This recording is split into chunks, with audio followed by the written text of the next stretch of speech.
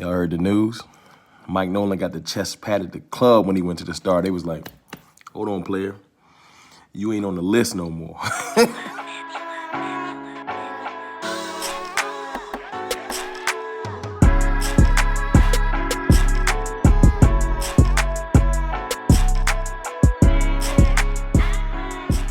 What is good, people? It's your boy, Mr. Rome, Cowboys Fan Talk. Right back like I never left. What's up with y'all, man? Hey, man, appreciate all the love this week, man. Sorry it's been a minute since I recorded. Crazy week, man. I don't know if I was more mentally in the space to record, but look, great news yesterday. Mike Nolan got the chest pat. Told him to get up out the Star. Get off my field. You know what I'm saying? Jim Tomsula, get off my field. I don't really got going to why they got fired. Everybody, if you a Cowboys fan and you hear on a small page, you know damn well why Mike Nolan got fired. Because he was trash. Literally put out on the field the worst Cowboys defense in history. In history. 60 years of history, and he put the worst defense out ever. On our 60th anniversary, that's what you want to do? That's why you don't work here no more. Jim Tomsula, man, I guess you was part of the problem, man. And I'm going to be honest with y'all. Is this signs of things to come? Well, I hope it's signs of things to come. You know, I hope that this is just the beginning. I hope that more major moves are coming. It lets me know that they are not satisfied, and that makes me happy because Jerry Jones and the Jones family and the Cowboys organization in general are notoriously slow. They drag their feet with things. They make decisions late. They don't move quickly. They're not decisive or concise with their moves, and it's annoying.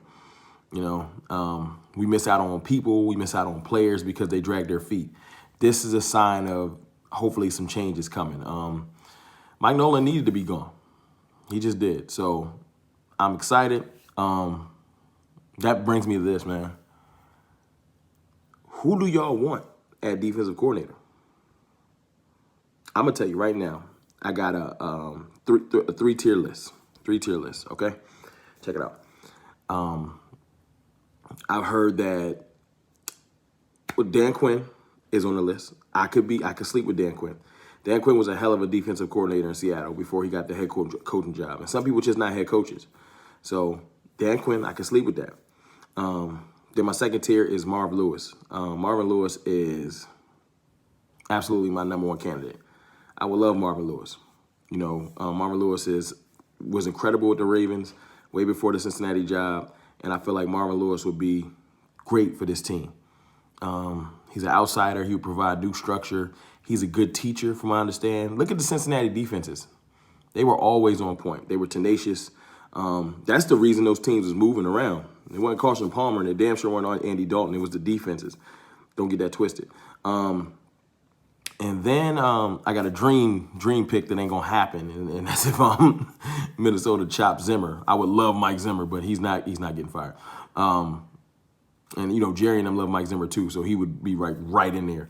But anyway, Marvin Lewis is my pick. But I can live with Dan Quinn. I would not be upset with Dan Quinn. And I feel like Dan Quinn might be a two for one because I feel like Dan Quinn will bring Chris Richard back. I know they got a good relationship. Or at least I feel like they got a good relationship. So I would like that. Dark horses are like Chris Richard as the DC. I don't think he would be able to come back as just a DC. He can come back on the staff. But as what I know earlier in the season, I was talking about Sean Lee. That's a pipe dream. I would love Sean Lee as a linebackers coach, though. Yes, I would. Speaking of linebackers, though, with Sean Lee retiring, that top 10 pick, man, I'm going to let y'all know. It's two players I'm good with. One is, of course, Patrick Surtain. I would love Patrick Surtain, man. I know some of y'all been wanting Caleb Farley. I get it. He also opted out. That's a year on the bench. I don't know how hard he's been working, et cetera, et cetera. But Patrick Surtain, man, I feel like he's a dog. He got the cosign from Trayvon Diggs, which is big for me. And chemistry in the secondary is important. It's like on the basketball court, man. You want to be able to know where your teammate is going to be so that you can be where you need to be. And if you got bad chemistry, you end up what we dealt with this year. So, yeah, Patrick Surtain. But look, back to linebackers. Zaven Collins out of Tulsa. Look, I'm gonna be 100 with y'all. Y'all can, if maybe y'all were familiar, I wasn't. That boy, I'm getting real familiar with his tape. He a difference maker. He is different. I was on the Mika Parsons train, but I might have got off the train. He's 6'4", 260, that fast.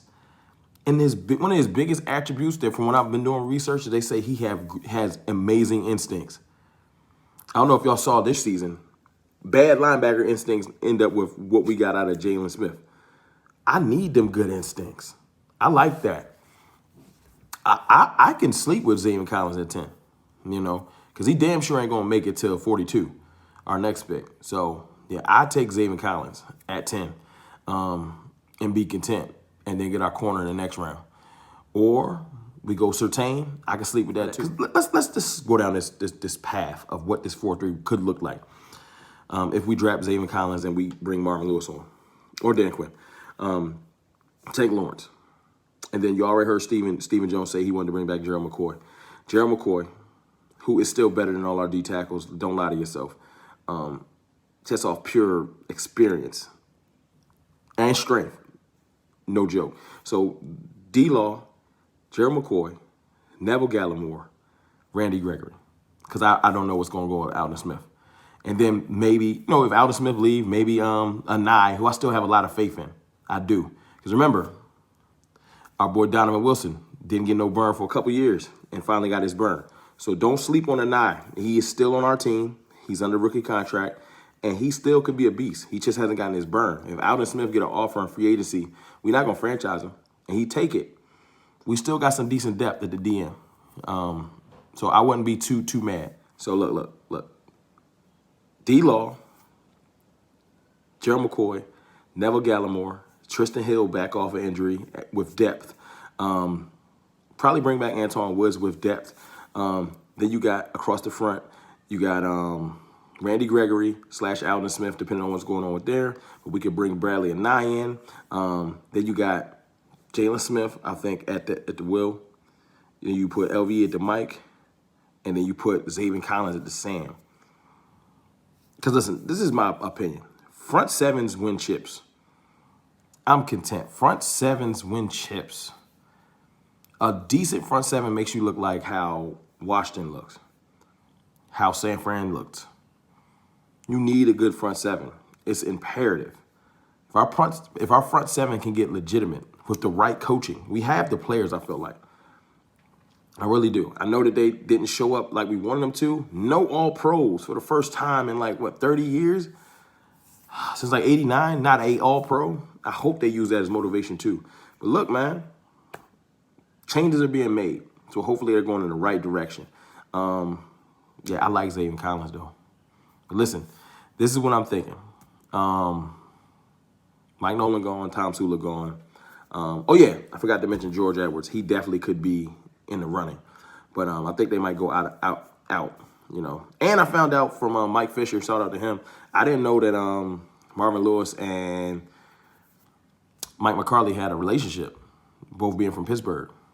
Or I think they both worked at Pittsburgh University, if I'm not mistaken. Y'all clear that up for me. But there is a relationship there, which is dope.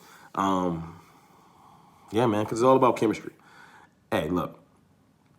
Since this is CFT, man, Cowboys fan talk. Cowboys fan talk. Y'all tell me what y'all think. Who do y'all want at 10? Please let me know who y'all want at 10 so I can start building who I'm going to be discussing. You know what I'm saying? This is our channel. This is for real Cowboys fans. So y'all tell me who y'all want at 10 and who y'all want a defensive coordinator.